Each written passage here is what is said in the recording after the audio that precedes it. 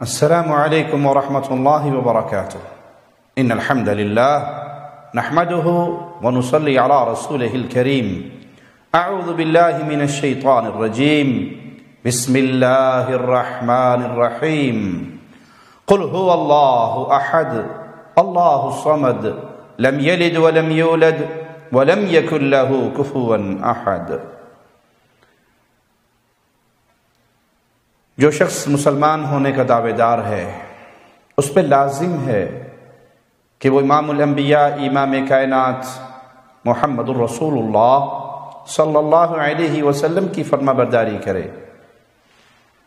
دم بھرنے والا اس بات کا کہ میں اللہ کے نبی صلی اللہ علیہ وسلم کی فرما برداری کرتا ہوں تو اس کے لیے لازمی یہ تقاضا ہے کہ آپ کے حکموں کے سامنے سر جھکائے.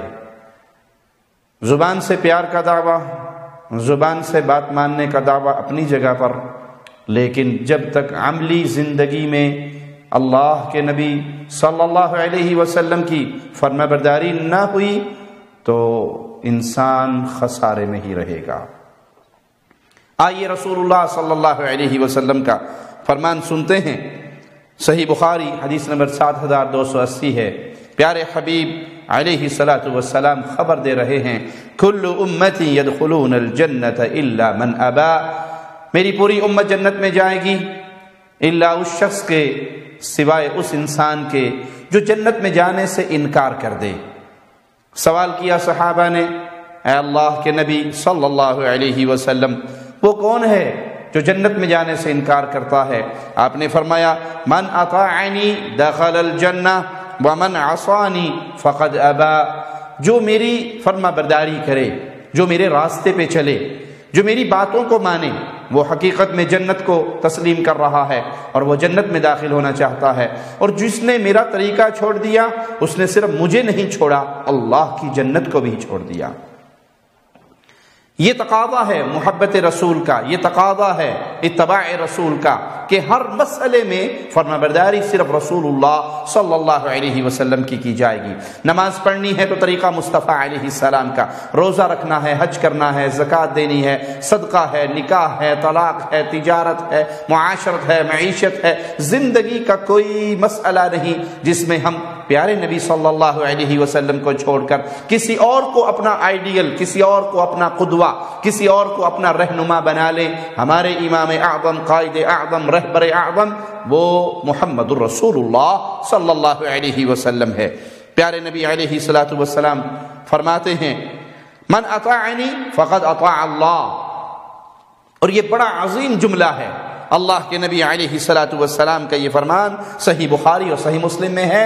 آپ فرماتے ہیں، جس نے میری فرما برداری کی حقیقت میں اس نے اللہ کی فرما برداری کی. جس نے میری بات مانی، جو میرے پیچھے چلا، جس نے میرے حکموں پہ سر جھکایا، جس نے زندگی کے تمام معاملات میری احادیث کی روشنی میں اپنانے شروع کر دیے، جس نے میری فرما برداری کی اس نے اللہ کی فرما برداری کی. ومن عصانی، اور جس نے محمد صلی اللہ علیہ وسلم کی نافرمانی کی، فقد عصى اللہ، اس نے اللہ کی نافرمانی کی. کیونکہ اللہ کے حکم سے، اللہ کے آرڈر سے، اللہ کی بھیجی ہوئی وحی کے ذریعے مصطفیٰ علیہ الصلوۃ والسلام اپنی امت کی تربیت کرتے ہیں، اپنی امت کو دین سکھاتے ہیں، اپنی امت کو شریعت سکھاتے ہیں. تو جو محمدی راستے پہ چلا وہ اللہ کی فرمانبرداری کر رہا ہے، اور جو پیارے حبیب کا طریقہ چھوڑ دے، جو رسول کریم صلی اللہ علیہ وسلم کا راستہ چھوڑ دے، جو آپ کی نافرمانی کرے، وہ حقیقت میں اللہ کی نافرمانی کر رہا ہے. ومن اطاع امیری فقد اطاعنی ومن عصى امیری فقد عصانی، جس نے میرے امیر کی بات مانی، یعنی اپنے مسلمان حاکم کی بات مانی. اللہ کے نبی صلی اللہ علیہ وسلم کے امیر سے مراد یہاں حاکم وقت ہے، خلافت کا ماجرا ہے، حاکم وقت کا ماجرا ہے. جو اللہ کے نبی صلی اللہ علیہ وسلم کے مقرر کردہ امیر کی بات مانتا ہے وہ رسول اللہ صلی اللہ علیہ وسلم کی بات مانتا ہے، اور جو پیارے نبی کے مقرر کردہ امیر کی نافرمانی کرتا ہے حقیقت میں وہ رسول اللہ صلی اللہ علیہ وسلم کی خلاف ورزی کر رہا ہے. آئیے پیارے نبی علیہ الصلوۃ والسلام کا فرمان سنیں جو مسند احمد میں اور ابو داؤد میں حدیث نمبر 4604 ہے. پیارے حبیب فرماتے ہیں، الا انی اوتیت الکتاب ومثلہ معہ، اللہ نے مجھے قرآن حکیم دیا ہے، آگاہ رہو لوگو، اللہ نے مجھے قرآن حکیم دیا ہے اور اس کی مثل حدیث رسول دی ہے، اس جیسی ایک اور چیز دی۔ وہ کیا ہے؟ وہ پیارے نبی کی حدیث ہے، وہ پیارے نبی کی سنت ہے، وہ پیارے نبی کے فرامین ہیں۔ اللہ نے صرف قرآن نہیں دیا، اللہ کے نبی صلی اللہ علیہ وسلم فرما رہے ہیں جو لوگ سننا چاہتے ہیں، ماننا چاہتے ہیں، سمجھنا چاہتے ہیں، ان کے لیے اللہ کے نبی علیہ الصلوۃ والسلام کا یہ فرمان نور کا مینارہ ہے، اور جو ہلاکت اور بربادی کے راستے کو اپنانا چاہتے ہیں وہ ان کی مرضی ہے۔ اللہ کے نبی نے دو ٹوک پیغام دیا ہے امت کے نام۔ اللہ نے مجھے کتاب دی، اللہ نے مجھے قرآن حکیم دیا، اور اس کی مثل ایک اور چیز دی۔ الا یوشک رجل شبعان علی ارکتہ یقول علیکم بہذا القرآن، ان قریب ایسا ہوگا ایک پیٹ بھرا شخص، آسودہ حال انسان اپنے تخت یا دیوان پر بیٹھا کہے گا تم صرف اسی قرآن کو پکڑو، علیکم بہذا القرآن، تم صرف قرآن کو پکڑو، تمہارے دل میں صرف قرآن ہے۔ فما وجدتم فیہ من حلال فاحلوہ وما وجدتم فیہ من حرام فحرموہ، تم اس قرآن میں جس چیز کو حلال پاتے ہو اس کو حلال مانو، اور جس چیز کو حرام پاتے ہو اس کو حرام مانو، صرف قرآن کو مانو، تمہارے اوپر قرآن لازم ہے۔ اور یہ پیارے نبی کی بتائی ہوئی یہ خبر آج پوری ہو چکی ہے۔ امت کے اندر اسلام کی طرف نسبت کرنے والی ایک بہت بڑی تعداد وہ صرف قرآن حکیم کو ماننے کا دعویٰ کرتی ہے، اور یہ خبر ہمیں پیارے نبی صلی اللہ علیہ وسلم نے اپنی مبارک زندگی میں دی کہ ایک وقت آئے گا ایک شخص پیٹ بھرا ہوا آسودہ حال ٹیک لگا کے بیٹھا ہوگا، اور اس کو اپنی قوم کو وہ خبر دے رہا ہوگا کہ تمہارے لیے قرآن کافی ہے، جو قرآن میں حلال ہے وہ حلال، جو قرآن میں حرام ہے وہ حرام، ہم حدیث کو نہیں مانتے، حدیث ہمارے لیے حجت نہیں ہے، حدیث کی ہمیں ضرورت نہیں ہے۔ آؤ سنو پیارے نبی صلی اللہ علیہ وسلم کیا فرماتے، الا لا يحل لكم لحم الحمار الاهلی، یاد رکھو گھریلو گدے کا گوشت تمہارے لیے حلال نہیں ہے۔ گھریلو گدے کو حرام قرآن حکیم کی کسی آیت سے نہیں کیا گیا، بلکہ یہ حدیث رسول سے کیا گیا۔ معنی یہ اللہ کے کلام میں بھی چیزیں حلال کی گئی ہیں اور حرام کی گئی ہیں، اور محمد کریم صلی اللہ علیہ وسلم بحیثیت رسول، بحیثیت نبی، پیارے نبی علیہ الصلوۃ والسلام، رسول اللہ صلی اللہ علیہ وسلم اپنی رسالت کی حیثیت سے، اللہ کے اذن سے، اللہ کے حکم سے، اللہ کی اجازت سے چیزوں کو حلال بھی کرتے ہیں اور حرام بھی کرتے ہیں۔ پیارے نبی نے فرمایا یہ گھریلو گدے کا گوشت تمہارے لیے حرام ہے، اسی طرح کچلی والے درندے تمہارے لیے حرام ہے، کسی ذمی کافر کا گرا پڑا ہوا مال تمہارے لیے ناجائز ہے، الا یہ کہ وہ خود اس مال سے بے رغبتی اختیار کر لے۔ اور جو کوئی شخص کسی قوم کے پاس جائے تو اس قوم پر اس کی میزبانی کرنا، مہمان نوازی کرنا واجب ہے، اگر وہ اس کی مہمانی نہ کرے تو اس کے لیے جائز ہے کہ وہ اپنی قوت کے ذریعے اپنی مہمانی والا حق حاصل کر لے۔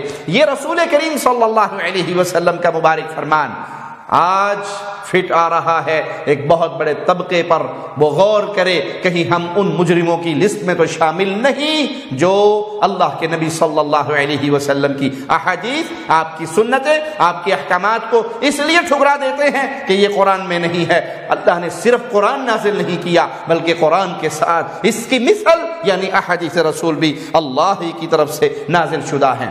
پیارے نبی صلی اللہ علیہ وسلم فرماتے ہیں، ابو داؤد میں، ترمذی میں، ابن ماجہ میں یہ روایت موجود ہے، اور ابو داؤد میں 4605 نمبر یہ حدیث ہے، لا ألفين أحدكم متكئا على أريكته يأتيه الأمر من أمري مما أمرت به أو نهيت عنه فيقول لا ندري ما وجدنا في كتاب الله اتبعناه۔ رسول کریم صلی اللہ علیہ وسلم فرماتے ہیں تم میں سے کسی شخص کو اس حالت میں ہرگز نہ پاؤں کہ وہ اپنے تخت یا دیوان پر ٹیک لگا کے بیٹھا ہو اور اس کے پاس میرے حکموں میں سے کوئی حکم پہنچے، میرے حکموں میں سے کوئی حکم اس کے پاس آئے، جس کا میں نے اسے حکم دیا ہو یا جس سے میں نے منع کیا ہو تو وہ یہ کہے کہ ہم نہیں جانتے، ہم صرف جو کتاب اللہ میں پائیں گے اسی کی فرما برداری کریں گے۔ اللہ کے نبی صلی اللہ علیہ وسلم نے اس چیز سے امت کو ڈرایا، اس چیز سے امت کو منع کیا، اور آج ایک بہت بڑا طبقہ اسی فتنے کا شکار ہو گیا اور وہ اللہ کے نبی صلی اللہ علیہ وسلم کی احادیث کا انکار کر بیٹھا۔ حقیقت یہ ہے کہ جس طرح کلام الہی اللہ کی طرف سے نازل شدہ ہے، اسی طرح احادیث رسول بھی اللہ کی طرف سے نازل شدہ ہے۔ اس قرآن حکیم کو کھول کھول کے یہی احادیث مبارکہ بیان کرتی ہے۔ اگر کسی کے ذہن میں، کسی کی عقل میں وہ بات نہیں آتی تو فطور اس کی عقل کا ہے، خرابی اس کی عقل کی ہے۔ رسول اللہ صلی اللہ علیہ وسلم کی احادیث جو صحیح سند سے ہم تک پہنچ گئی وہ بالکل درست ہے، اور آپ کی فرما برداری کے دعویٰ کرنے والوں پر لازم ہے اتباع رسول کا یہ تقاضا پورا کرے کہ اللہ کے نبی صلی اللہ علیہ وسلم کا حکم سنیں، یا آپ کی منع کردہ کسی بات کی خبر ان تک پہنچے تو وہ اس حکم کو بجا لائیں اور اس منع کی ہوئی چیز سے باز آ جائیں۔ سیدنا ابو ہریرہ بیان کرتے ہیں کہ رسول اللہ صلی اللہ علیہ وسلم نے فرمایا والذی نفس محمد بیدہ، اور آپ کا یہ فرمان صحیح مسلم میں حدیث نمبر 153 ہے۔ پیارے حبیب علیہ الصلوۃ والسلام قسم کھا کر کہتے ہیں جس کے ہاتھ میں محمد کی جان ہے مجھے اس کی قسم، لا يسمع بی احد من هذه الامه یہودی ولا نصرانی ثم يموت ولم يؤمن بالذی ارسلت به الا كان من اصحاب النار۔ اس امت کا کوئی ایک فرد، وہ یہودی ہو یا عیسائی، اس کو میرے بارے میں علم ہو، وہ میری خبر سنے، اسے میری نبوت اور رسالت کا پیغام پہنچے، اور پھر وہ مر جائے اس حال میں کہ وہ مجھ پہ ایمان نہ لایا ہو تو وہ اللہ کی جنت میں داخل نہیں ہو سکتا۔ وہ پیارے حبیب علیہ الصلوۃ والسلام کی شریعت کا انکار کر کے، آپ کی رسالت کا انکار کر کے وہ جہنم کا ایندھن بنے گا۔ تو یہ پیارے نبی کی شریعت پچھلی سابقہ شریعتوں کو ختم کر دینے والی، اور یہ دین حنیف، یہ دین اسلام دنیا کے تمام ادیان پہ غالب ہونے کے لیے آیا۔ تو پیارے نبی کی اتباع کا تقاضا یہ ہے کہ ہم اللہ کے نبی صلی اللہ علیہ وسلم کی طرف سے کوئی حدیث سنیں جس میں آپ کا حکم ہو یا آپ نے کسی چیز سے منع کیا ہو تو جو حکم ہو اس کو بجا لائیں، جس سے منع کیا ہے اس سے باز آ جائیں۔ پھر تو ہم اس دعوے کے اندر سچے ہیں کہ ہم رسول اللہ صلی اللہ علیہ وسلم کی فرمانبرداری کر رہے، آپ کی اتباع کر رہے۔ اگر ماجرا اس کے برعکس ہے، میری قوم، میری برادری، میرا مزاج، میری سوچ، میری فکر یہ مجھے اللہ کے نبی صلی اللہ علیہ وسلم کی احادیث پہ عمل نہیں کرنے دیتی، اور میں ان تمام چیزوں کو اپنے اوپر غالب کر لیتا ہوں، مصطفیٰ علیہ الصلوۃ والسلام کی باتوں کو ٹھکرا دیتا ہوں، تو پھر سمجھ لیجئے ہم دعوے محبت میں بھی جھوٹے ہیں اور فرما برداری کے دعوے کے اندر بھی جھوٹے ہیں۔ اللہ سے دعا ہے اللہ ہمیں زندگی بھر اسی منہج پہ قائم رکھے کہ ہم اللہ کے نبی صلی اللہ علیہ وسلم کا کوئی فرمان سنیں، کوئی حکم ہو یا کسی چیز سے منع کیا ہو تو فوراً اپنی گردن کو جھکا دیں، کیونکہ بڑی پیاری خبر دی ہے میرے آقا علیہ الصلوۃ والسلام نے کہ میری پوری امت جنت میں جائے گی الا من ابا، ہاں جو جنت میں جانے سے انکاری ہو۔ اللہم لا تجعلنا منہم ولا معهم، اللہ ہمیں اہل جنت میں شامل فرمانا، انکار کرنے والوں میں ہمیں شامل نہ فرمانا۔ اقول قولی هذا واستغفر اللہ لی ولکم ولسائر المسلمین۔